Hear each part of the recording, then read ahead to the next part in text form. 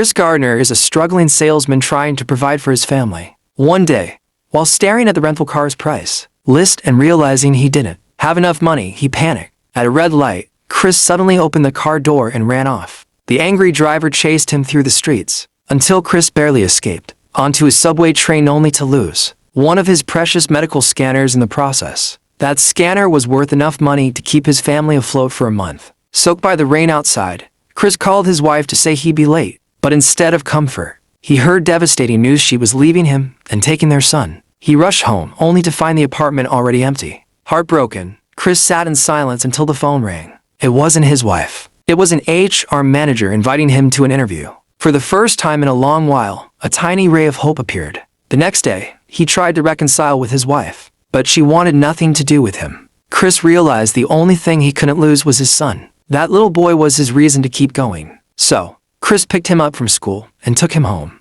But life gave him no rest. That night, the landlord knocked, demanding rent Chris hadn't paid for months. Out of pity, the landlord granted one more week. Chris tried to repay the kindness by painting the apartment walls. But suddenly, the police arrived. Unpaid parking tickets had piled up. And since Chris couldn't pay, he was arrested overnight. He nearly missed his big interview. The next morning, wearing paint-stained clothes, Chris rushed straight from the cell to the office. Nervous but determined, panel which includes Jay Twistle and Martin Frome. One interviewer asked him a question meant to test his attitude and integrity. What would you say if someone walked into an interview without a shirt on, and yet I somehow hired him? Chris, though embarrassed by his appearance, responds with wit and humility. He must have had on some really nice pants. Despite the poor appearance, Chris's honesty, determination, and demeanor impressed the interviewers. Martin Frome eventually says, "Chris, wear a shirt tomorrow, because tomorrow is going to be your first day." His eyes filled with tears, his heart pounding. When the interview ended, one of the interviewers got up, approached him directly, and extended his hand for a handshake. That gesture showed respect. Still, life on the streets with his son grew harsher. One afternoon, they stopped by a small basketball court. His son happily picked up a ball and started shooting. Chris, exhausted from the weight of the world, tried to be realistic and told him not to waste too much time on dreams that might not come true.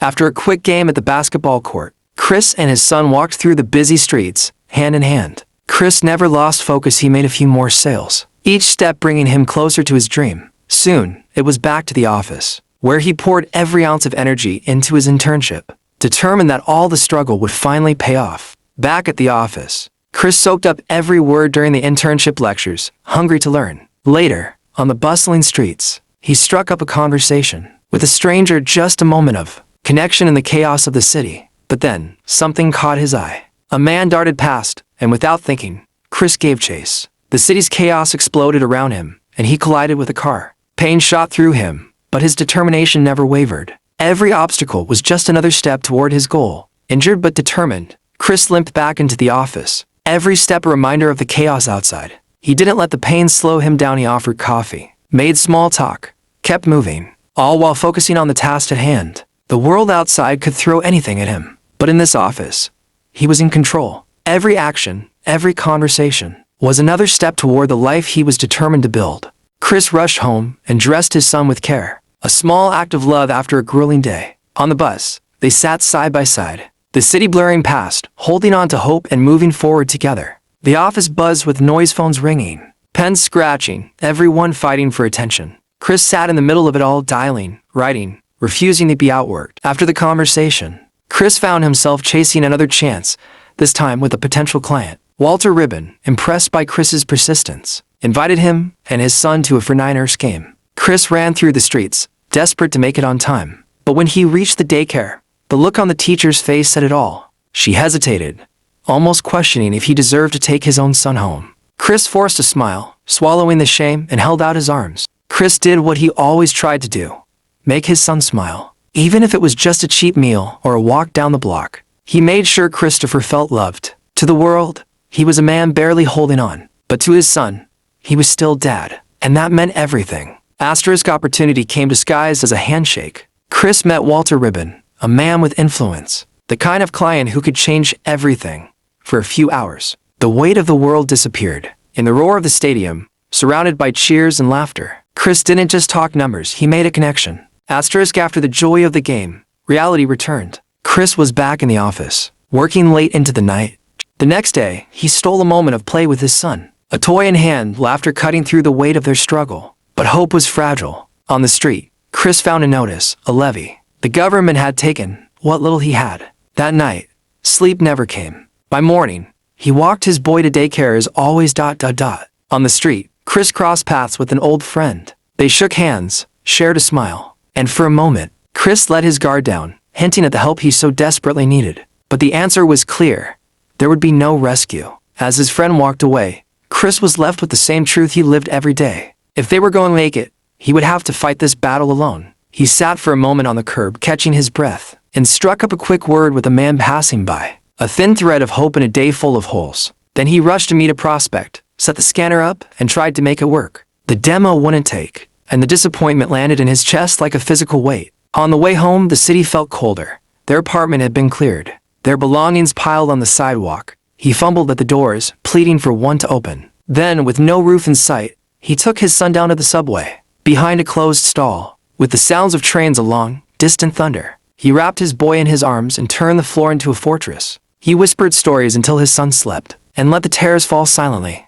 Because even in the dark, he would hold the light for him. A single tear slid down Chris's face, the weight of failure pressing on him. By morning, he forced himself up, ready for work. On the street, he bumped into a colleague, trading a few light words to mask the storm inside. Soon after, he met a woman outside the shelter, a brief conversation, a fragile smile before hurrying on. But when he and his son returned to the line for a bed, desperation filled the air. A scuffle broke out, Chris caught in the middle, pleading to explain. For him, it wasn't just a place to sleep. It was proof that they still belonged somewhere. Asterisk frustration was all over his face. But Chris and his son finally made it into the shelter. As he bathed the boy, the light suddenly went out, darkness swallowing the room. He kept his voice steady, turning fear into comfort, talking his son to sleep while his own mind raced, cracking with worries. By dawn, he gently woke the boy, masking his exhaustion with a smile. That morning, after a quiet exchange with someone at the shelter, Chris gathered their belongings and walked to a nearby church. Inside,